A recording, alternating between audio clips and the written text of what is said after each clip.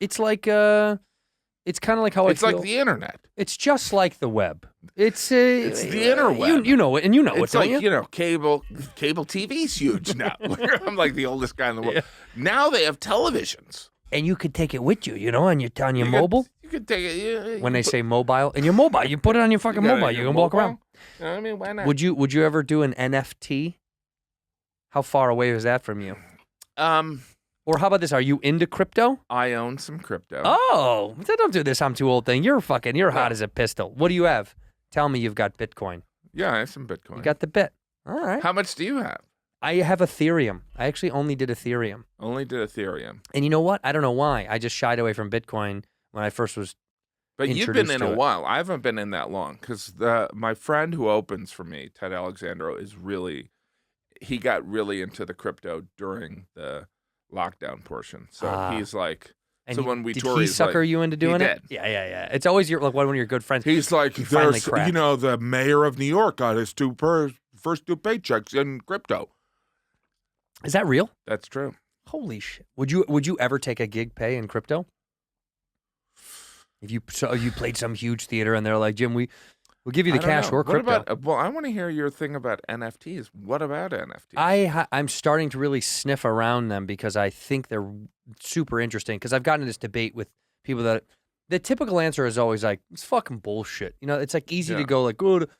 But I'm starting to understand the value in when you NFT something, every time it gets bought, you get paid back for it. Also, you can make the exclusivity is what matters. So it's much like saying for a comic, it's like crafting your perfect Ted joke. Alexandro was going to sell a special on crypto, via crypto, and He didn't do it?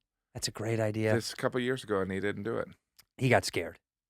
No, I think it was a complication with someone building the capability, and I think that's a great idea.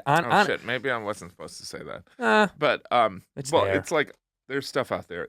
There's a story of the guy that bought the pizza with the crypto. Yeah, I heard that he bought a pizza with like 1 or 2 Bitcoin, and I think they did it later, and what he had paid for the Bitcoin versus what it's worth now, and it was like a couple $100,000 pizza or something like that. Yeah. It was really sad. So who is in the NFT world? See, I have a friend who's an artist, who's a great artist, and he's the one that told me I should do it. And he's like, I can help you, teach you how to like mint it and all that stuff. And he's been making a bunch of money in it. And I just is he? So what would you do? You'd do a stand-up bit? I don't know, maybe stand-up bit, or like Bobby and I's show, Bad Friends, has a lot of like fan art, like that kind of stuff, and people make it, and there's a lot of digital fan art that they make. And I was like, what if we NFT'd one of those arts and then we split it with the artist, where the artist gets some of that trickle down and we get some of the trickle down? It's like fair for everybody. And then they take you to court. Yeah, but when do we get them involved in the beginning?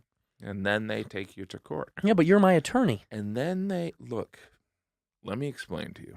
The legal ramifications are very simple. If you do not, unless you get a commitment when the art was made. No, there's just like, that's what the whole thing is like, who shot it? Where was it shot? Well, that's like, Pete Davidson drew a stick figure, and supposedly that is worth $20,000. Yeah. God bless. By the way, if I had a podcast like you, this is our podcast now. A weekly, it's called The Recessives, right? But you could talk about your crypto, your NFT, your NFT every week. And get people to really get into it. Well, I think it has to catch a little fire. It has to be some sort like of viral those ape fire. NFTs are taking off, right? Right, because so there has to be some sort of virality to it to like really get people interested. Otherwise, I think you're just making NFTs that, I think there's people that make NFTs, they make no money. You have to have some kind of viral world built around you or it already, and then it goes. Yeah, but I don't know enough about it. I'm very interested because I do know that I don't want to be the guy in the end that goes, yeah, it was bullshit. And then everybody else was like, shit, why did you not? Why wouldn't you just play? Because also it's a lot of money. I'm scared. I don't want to invest a ton in crypto either because I don't want to lose a lot. Like what's the most you've ever invested in something like that? You put a lot of money in? I put everything in. It's all gone. My wife and No, children.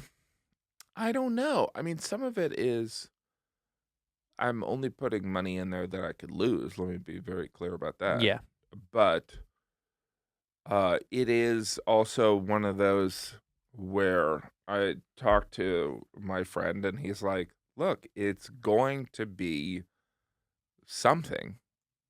Is it going to be it's going up more than the stock market." Sure. So, Right. right? But I don't know. I mean, it's like weird. People buy art as an investment. Like that seems like a lot of work.